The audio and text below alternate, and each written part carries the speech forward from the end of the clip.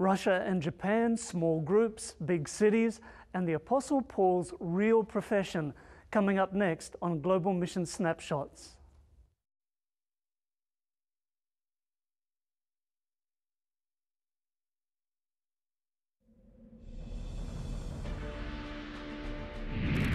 Just before he went up to heaven, Jesus gave us a command. He gave us a mission. Jesus said, "Go. Go unto all the world, telling them of his love." This is our mission. This is our global mission.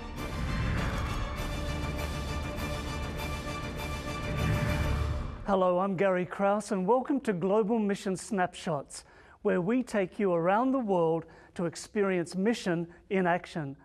On today's program, we'll meet two little girls who are learning to trust God as they live with their parents who are sharing God's love with people in Tokyo, Japan. It's one of the world's most populated cities, and it's home to some 13 million people. Only 2% of Japan's population consider themselves to be Christians. We'll also be talking with Dr. Rick McEdward, who's the director of the Global Mission Study Centers, and he'll talk about the Adventist Church's plan to bring mission to the great cities of the world. Dr. Wagner Kuhn, Associate Professor of World Mission at the Seventh-day Adventist Seminary, will also join us to tell us what the Apostle Paul's profession has to do with mission today. But first up, let's see how a woman in Russia is using her home to minister to a small group of people. I have a friend. Her name is Alicia, and she invited me to this group. Some time ago, my house was damaged in a fire, and the church helped me rebuild part of it. And I decided that I would like to have this house dedicated to God and to serve Him. So for the past year, I have been inviting a small group to come and meet in my house. Alicia lives in the town of Krasnoyarsk, deep in the heart of Siberia. Life here can be cold, and for the small number of Seventh-day Adventists that make their homes here, reaching out to others has not been easy. But then a new approach was taken, one that has proven to be successful. At our church, we were discussing ways that we can share our love for God and our friendship with others. One of my friends suggested that we have a small group meeting. Because of our group, now Ruslan and Margarita are the fruits of our meetings, and I am so happy that they have joined us. Ruslan is the newest member of the group to join the church, and he started attending the group for a specific reason. I came to this group because they were studying the Bible. Now God is my life and my friend. Getting a small group established isn't an easy task, so the group was thankful for some help in the beginning. When we started our group, our pastor, Vladimir, joined us and it helped to get us going. It was very helpful. This group is successful because they are united and are like a family. They help each other, and I am sure that if something were to happen to one of them, the others would support them and help each other grow spiritually. The members of this group have been changed through their new friendships, as well as the continual study of the Holy Scriptures. God has changed me a lot because before I never used to listen to other people's opinions. I was selfish and everything was my way. But when I went to church and got to know God, I can now listen to people and consider their opinions. Small group evangelism has been proven to be successful all over the world. For many, it is the best way to truly grow the church and build strong congregations. I am sure that this model of outreach is one of the best ways to reach people and grow as a church. People become like a family, and their relationships help to unify the church. The church members who started the small group are happy that they have found a way to reach out to those people in their community who are searching for the truth. For Ruslan and Margarita, Their lives have been touched by people who are willing to let them into their church family. I am so happy that they have found the truth. They both used to be different people, but now their lives have purpose. I used to be the same way, but when I found God, my life changed. Your mission offerings will help provide a new church building for the Seventh-day Adventist members in Krasnoyarsk. Currently, they have to rent public buildings so that their members can meet each Sabbath. This new church will provide a stable place of worship where they can invite their friends and families to worship. Please keep the members in Krasnoyarsk in your prayers as you give your mission offerings this Sabbath.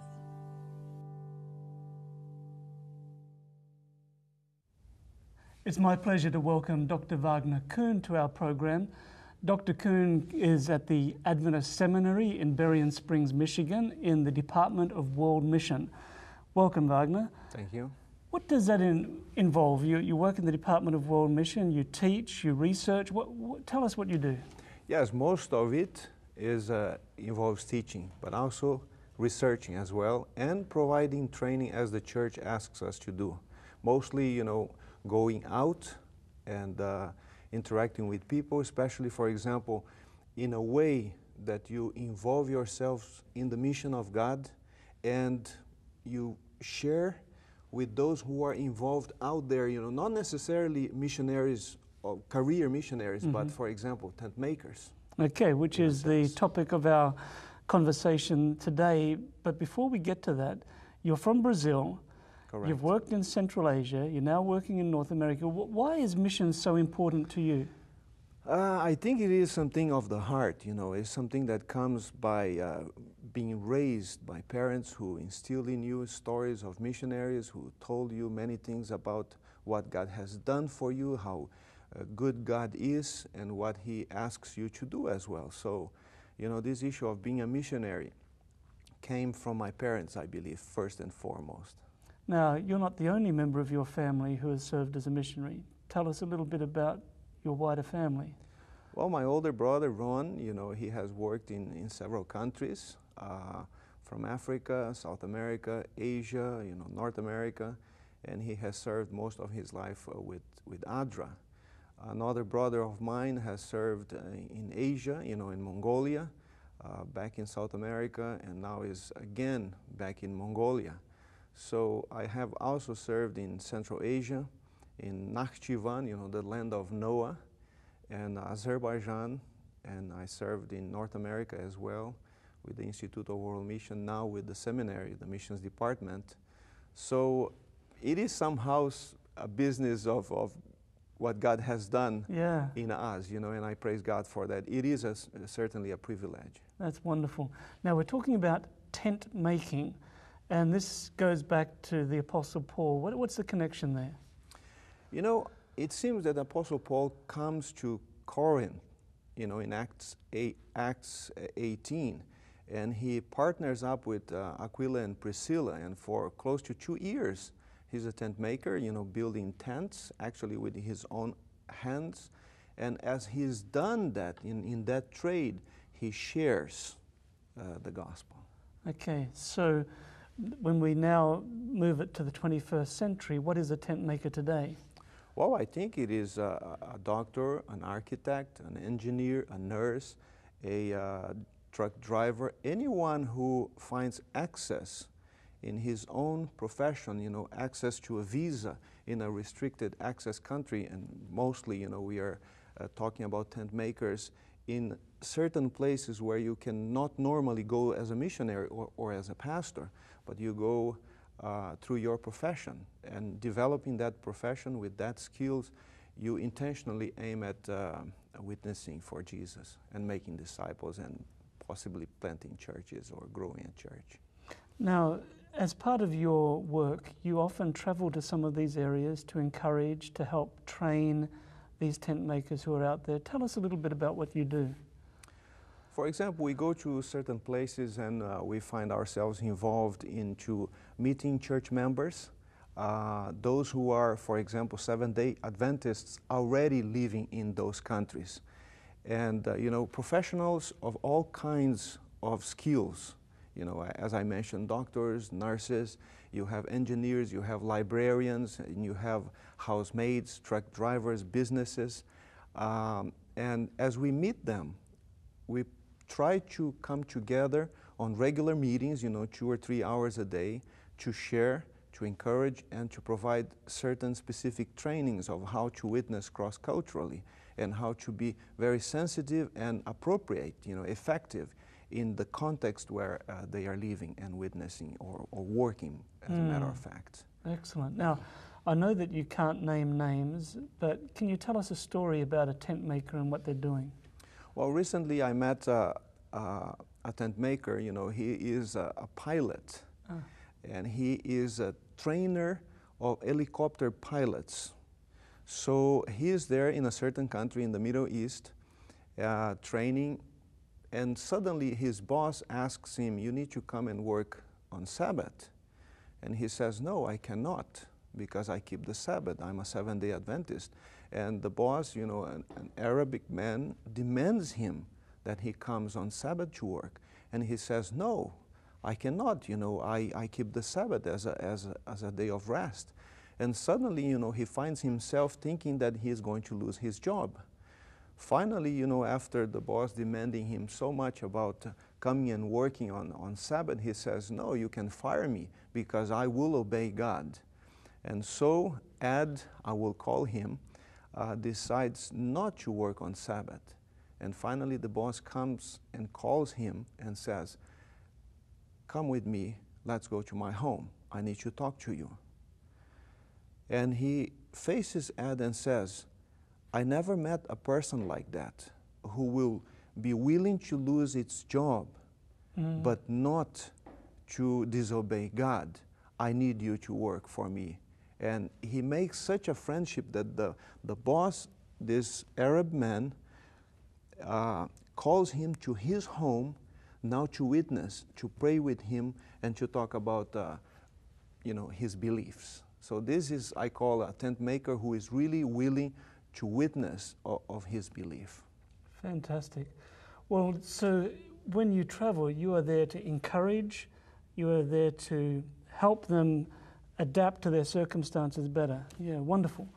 Wagner, thank you for joining us today. Welcome. Viewers at home, tent making can be a very challenging thing for those who are involved in foreign circumstances, in cultures that may not be overly open to the sharing of the gospel. Please pray for them. It's very encouraging for them to know that there is a world church, that there are people who care and are praying for them.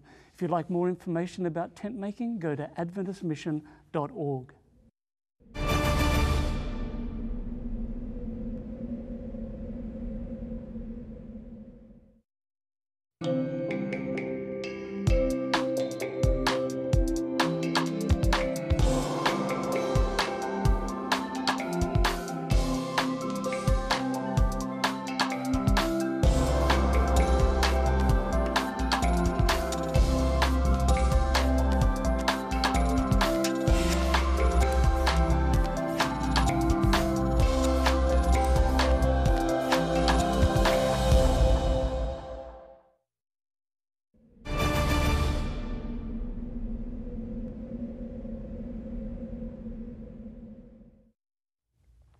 My guest is Pastor Rick McEdward, who is the director of the Global Mission Studies Centers. And the most recent addition to the Global Mission Studies Centers is a new center aimed at urban mission. Rick, welcome to the program. Thanks, Gary.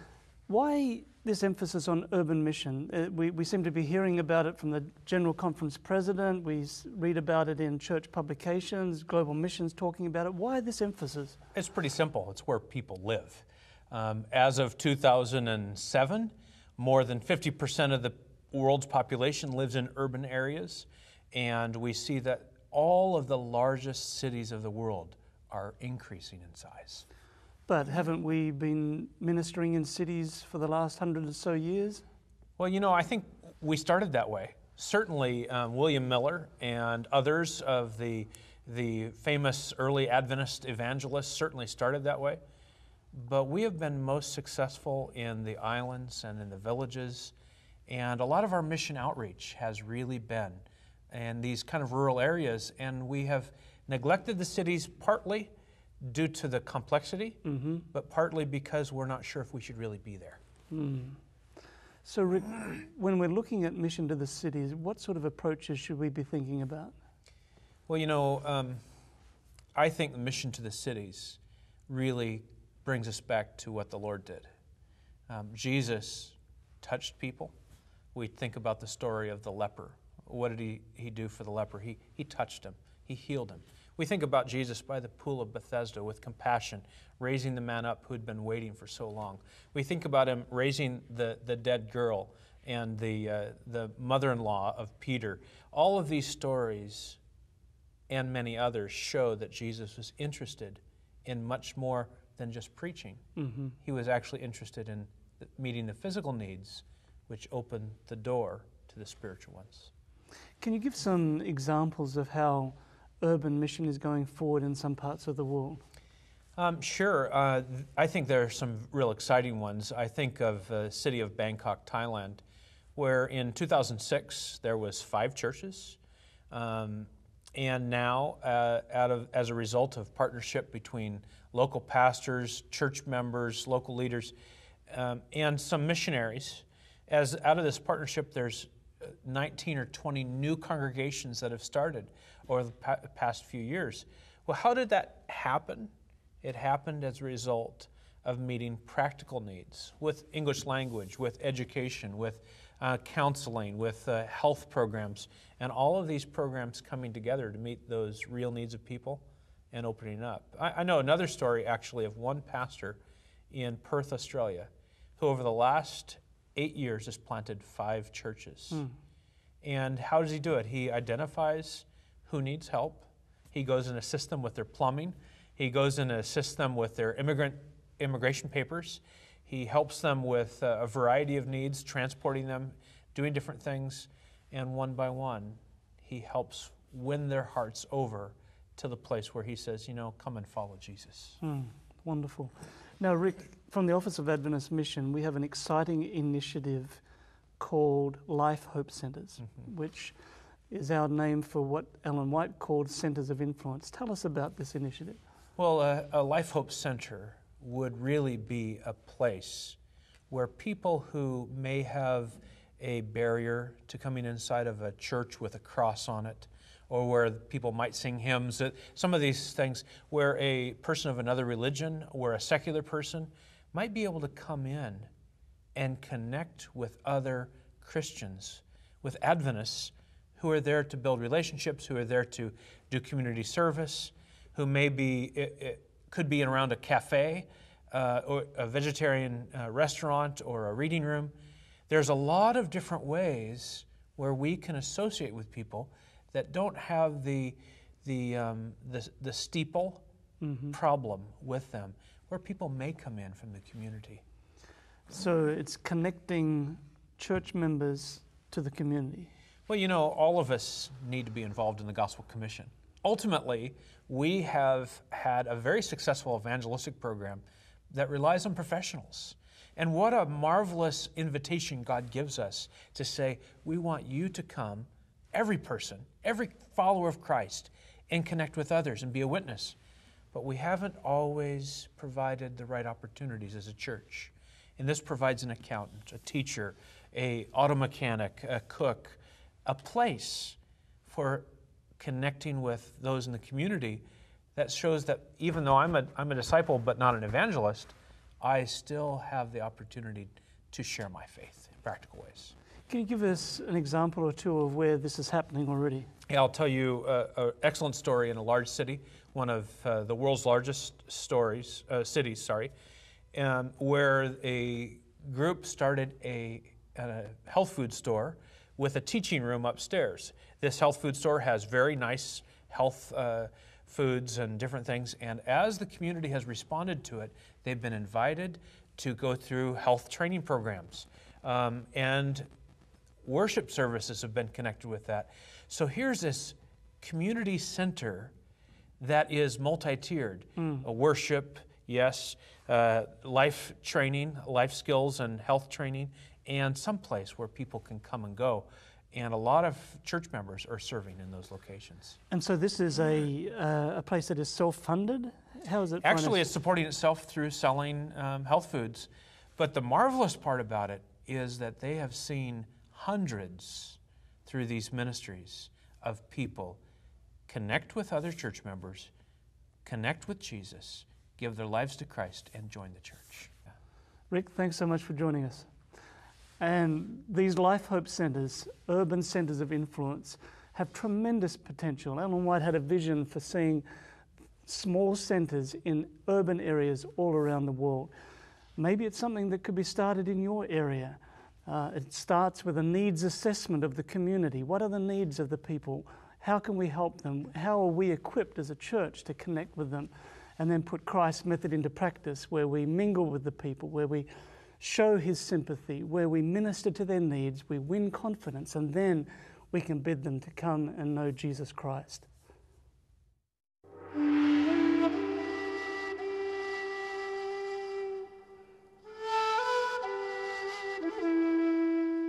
Hi, my name is Yana.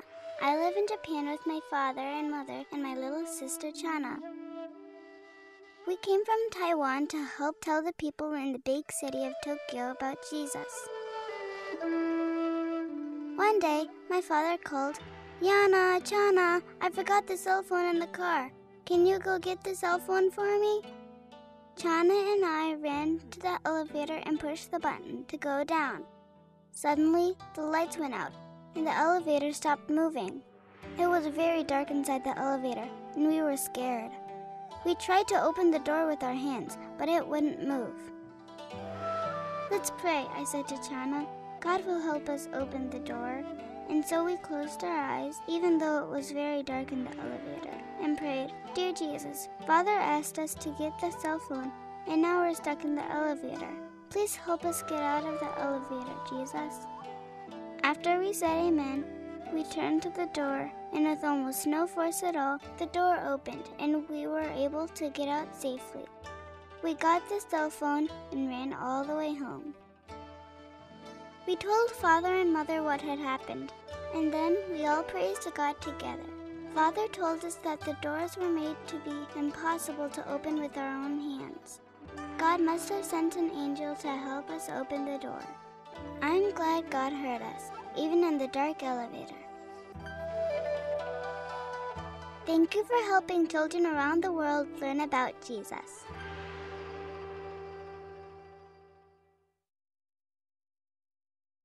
Do you have children or grandchildren who might be interested in mission?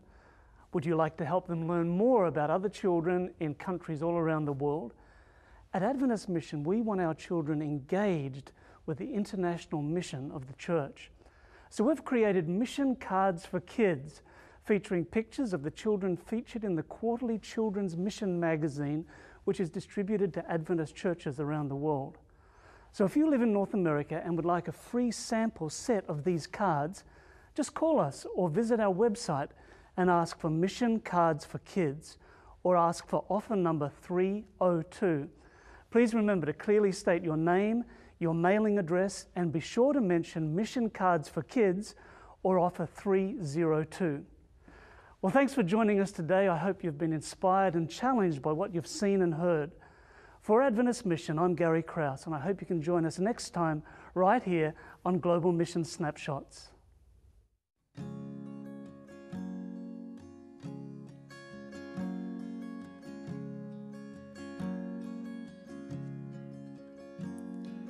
You love me so much more than I could ever know. Your love is deeper than this world will ever show. And all of life's beauty shines around this moment now. The sky and the cliffs, they seem to change my life somehow. And I will never be the same, will never be the same. Whoa, I will never be the same, never be the same ever again. Well, here I am am waiting, Lord, my life is just for you. Please unfold all the plans that you would have me do. And if all the world's just a breath and nothing's here to stay, then all of the love we feel will save us anyway. And I will never be the same, will never be the same. Whoa, I will never be the same, will never be the same ever again.